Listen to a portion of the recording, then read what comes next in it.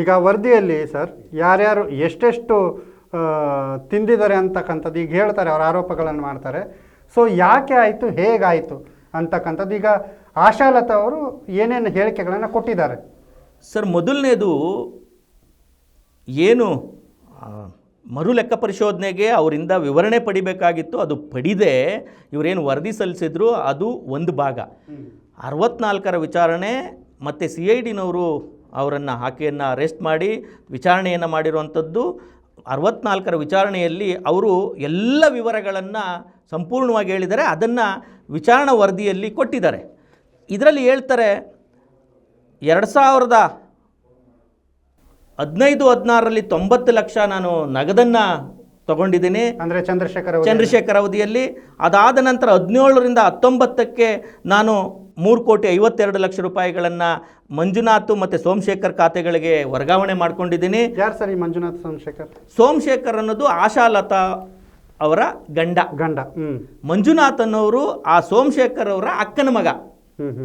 ಮತ್ತು ಇನ್ನೂ ಇಬ್ಬರು ಸುಜಯ್ ಮತ್ತು ಇವ್ರುಗಳನ್ನು ಇನ್ನೊಂದು ಇಬ್ಬರದಿದೆ, ಅವರು ಮಂಜುನಾಥ್ ಅವರ ಸ್ನೇಹಿತರು ಅಂತ ಹೇಳ್ಕೊಳ್ತಾರೆ. ಅಂದರೆ ಯಾವುದೇ ಆಧಾರ ಇಲ್ಲದೆ ನಿಮ್ಮ ಹಣವನ್ನು ವರ್ಗಾವಣೆ ಮಾಡಿದ್ದಾರೆ. ಇಲ್ಲಿ ಅವರು ಏನು ಹೇಳ್ಕೊಳ್ತಾರೆ, ಹಣವನ್ನು ನಾನು ಕೈ ಸಾಲ ತೀರಿಸಲು ಬಳಸಿಕೊಂಡೆ ಅಂತ ಒಂದು ಕಡೆಗೆ ಹೇಳ್ತಾರೆ, ಸ್ವಂತಕ್ಕೆ ಬಳಸ್ಕೊಂಡೆ ಅಂತ. ಆಮೇಲೆ ಚೆಕ್ಗಳನ್ನು ಯಾಕೆ ಸೈನ್ ಮಾಡಿಸ್ಕೊಂಡಿದ್ದೆ ಅನ್ನೋವಂಥದ್ದನ್ನು ಅವ್ರದ್ದೇ ಹೇಳ್ತಾರೆ. ನಾನೇ ಮಾಡಿರ್ತೇನೆ ಒಂದು ರಿಪೋರ್ಟು.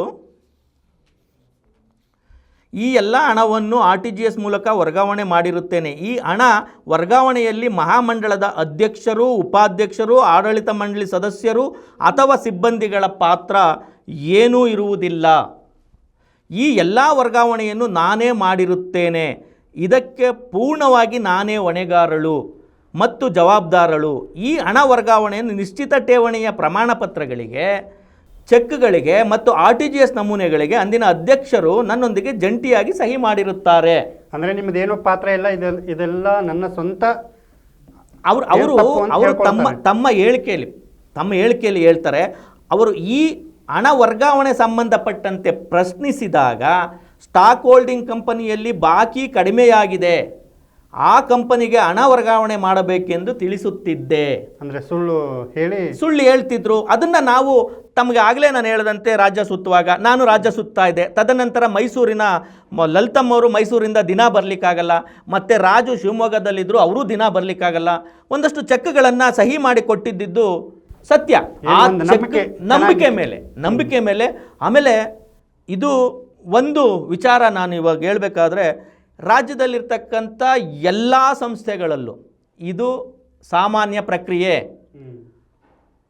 ಯಾರೂ ಕೂಡ ಹೇಳ್ಕೊಳ್ಳಲ್ಲ, ಸಾಮಾನ್ಯ ಪ್ರಕ್ರಿಯೆ ಇದು. ನೀವು ಆಶಾಲತಾ ಅವರನ್ನು ಭಾಳ ನಂಬಿದ್ರಿ. ಆಶಾಲತಾ ನಂಬಿದ್ದಂಥದ್ದು ನಂಬಿಕೆ ಅನ್ನೋದಕ್ಕಲ್ಲ, ನಮಗೆ ದಿನನಿತ್ಯ ಚಟುವಟಿಕೆಗಳು ಸುಲಲಿತವಾಗಿ ನಡೀಲಿ ಅನ್ನುವಂಥ ದೃಷ್ಟಿಲಿ ಮಾಡಿಕೊಟ್ಟಿದ್ವಿ. ಅಲ್ಲಿ ಇನ್ನೊಂದು, ಯಾಕೆ ಹಗರಣ ಗೊತ್ತಾಗಲಿಲ್ವಾ ನಿಮಗೆ ಅಂತ ಹೇಳಬೇಕಾದ್ರೆ, ನಮಗೆ ಅವ್ರು ಹೇಳ್ಕೊಳ್ತಾರೆ, ಅವರನ್ನೂ ಚೀಟ್ ಮಾಡಿದ್ವಿ, ಆಂತರಿಕ ಲೆಕ್ಕ ಪರಿಶೋಧಕರನ್ನು ಚೀಟ್ ಮಾಡಿದ್ವಿ, ಅದೆಲ್ಲ ದಾಖಲೆಗಳನ್ನು ಕೊಡ್ತೇನೆ, ಮತ್ತು ಶಾಸನಬದ್ಧವಾದಂಥ ಆಡಿಟ್ರ್ಗಳನ್ನೂ ನಾವು ದಾಖಲೆಗಳು ತಿದ್ದಿ ಕೊಡ್ತಿದ್ದೆ ಅನ್ನುವಂಥದ್ದನ್ನು ಅವ್ರು ಹೇಳ್ಕೊಳ್ತಾ ಹೋಗ್ತಾರೆ. ಇಲ್ಲಿ ವಿವಿಧ ದಿನಾಂಕಗಳನ್ನು ಜಮೆಯಾದ ಹಣವನ್ನು ನಾನು ದಿನನಿತ್ಯದ ಖರ್ಚು ವೆಚ್ಚಗಳಿಗೆ ಬಳಸ್ತಿದ್ದೆ ಅಂತ ಒಂದು ಹೇಳ್ತಾರೆ. ಹಾಗೆ ಮುಂದುವರಿತಾ ಈ 2016ರಿಂದ ಇದು ಬಹುಮುಖ್ಯವಾಗಿರುವಂಥದ್ದು ತಾವು ನೋಡಬೇಕು. 2016ರಿಂದ 24 ಅಕ್ಟೋಬರ್ವರೆಗೆ ಬೆಂಗಳೂರು ಜಿಲ್ಲಾ ಕೇಂದ್ರ ಸಹಕಾರ ಬ್ಯಾಂಕಿನಲ್ಲಿ ಅಂದಾಜು 15 ಕೋಟಿ ಮೊತ್ತ ನಿಶ್ಚಿತ ಠೇವಣಿ ಪ್ರಮಾಣ ಪತ್ರಗಳನ್ನು ಸೃಷ್ಟಿಸಿ ನಕಲು ಮಾಡಿರುತ್ತೇನೆ. ನಕಲಿ ಪ್ರಮಾಣ ಪತ್ರಗಳನ್ನು ಪ್ರಿಂಟೆಕ್ ಬಾಣಸವಾಡಿ ಮುಖ್ಯ ರಸ್ತೆ ಬೆಂಗಳೂರು ಇಲ್ಲಿ ಮುದ್ರಣ ಮಾಡಿಸಿರುತ್ತೇನೆ. ನಾನು ಈ ಮುದ್ರಣ ಮಾಡಿರುವ ಸಂದರ್ಭದಲ್ಲಿ ಆ ಸಂಸ್ಥೆಯವರು ನಾನು ಬ್ಯಾಂಕಿನ ಪ್ರತಿನಿಧಿಯೇ ಎಂಬ ಬಗ್ಗೆ ಯಾವುದೇ ದಾಖಲೆಗಳನ್ನು ಕೇಳಲಿಲ್ಲ. ಪ್ರಮಾಣ ಪತ್ರವನ್ನು ವಿನ್ಯಾಸಗೊಳಿಸಿ ನನಗೆ ತೋರಿಸಿದರೂ ಅಸಲಿ ಪ್ರಮಾಣ ಪತ್ರದೊಂದಿಗೆ ತಾಳೆಯಾದ ಕಾರಣ 4 ಪುಸ್ತಕಗಳನ್ನು ಮುದ್ರಿಸಲು ಕೋರಿದೆ. ಈ ಪ್ರಮಾಣ ಪತ್ರಗಳಿಗೆ ಜಿಲ್ಲಾ ಕೇಂದ್ರ ಸಹಕಾರ ಬ್ಯಾಂಕಿನ ಶಾಖಾ ವ್ಯವಸ್ಥಾಪಕರ ಸಹಿಯನ್ನು ನಾನೇ ಮಾಡಿದ್ದೇನೆ. ಪ್ರತಿ ವರ್ಷ ಲೆಕ್ಕಪತ್ರಗಳ ದೃಢೀಕರಣವನ್ನು ಬ್ಯಾಂಕಿನಿಂದ ಪಡೆಯುತ್ತಿದ್ದೆ. ಆದರೆ ಈ ರೀತಿ ಪಡೆದ ಲೆಕ್ಕಪತ್ರಗಳ ದೃಢೀಕರಣವನ್ನು ಲೆಕ್ಕ ಪರಿಶೋಧನೆಗೆ ಹಾಜರುಪಡಿಸದೆ ಹೊಸದಾಗಿ ಲೆಕ್ಕಪತ್ರಗಳನ್ನು ಸೃಷ್ಟಿಸಿ ಅದಕ್ಕೆ ಬ್ಯಾಂಕ್ ಅಧಿಕಾರಿಯ ಸಹಿಯನ್ನು ನಾನೇ ಮಾಡಿ ಎಕಾನಮಿ ಎನ್ಕ್ಲೇವ್ಸ್ ಲಿಂಕ್ ರಸ್ತೆ ಮಲ್ಲೇಶ್ವರಂ ಈ ಸಂಸ್ಥೆಯಿಂದ ಬ್ಯಾಂಕಿನ ನಕಲಿ ಸೀಲು ಮಾಡಿಸಿ ಸೃಷ್ಟಿಸುತ್ತಿದ್ದೆ. ಇದು ಕೂಡ ಅವರು ಯಾಕೆ 8 ವರ್ಷ 9 ವರ್ಷದಿಂದ ನಿಮ್ಗೆ ಗೊತ್ತಾಗಲಿಲ್ವಾ ಅನ್ನೋವಂಥದ್ದು ಸಾಮಾನ್ಯವಾದ ಪ್ರಶ್ನೆಗೆ ಯಾವ ರೀತಿ ಮಾಡ್ತಾ ಇದ್ವಿ ಅನ್ನುವಂಥದ್ದನ್ನು ಅವರು ಅಷ್ಟೊಂದು ಗೌಪ್ಯವಾಗಿ ಕ್ರಿಮಿನಲ್ ಐಡಿಯಾ ಮಾಡಿಕೊಂಡು ಮಾಡಿದ್ದಾರೆ. ಆಮೇಲೆ ಈ ಎಲ್ಲ ಏನು ಹಣವನ್ನು ನಾನು ಆಕೆ ದುರುಪಯೋಗ ಪಡಿಸ್ಕೊಂಡ ನಂತರ ಏನೇನು ಖರೀದಿ ಮಾಡಿದ್ದೀನಿ ಅನ್ನೋವಂಥದ್ದನ್ನು ಕೂಡ ಇಲ್ಲಿ ಅವರು ಹೇಳ್ಕೊಳ್ತಾರೆ.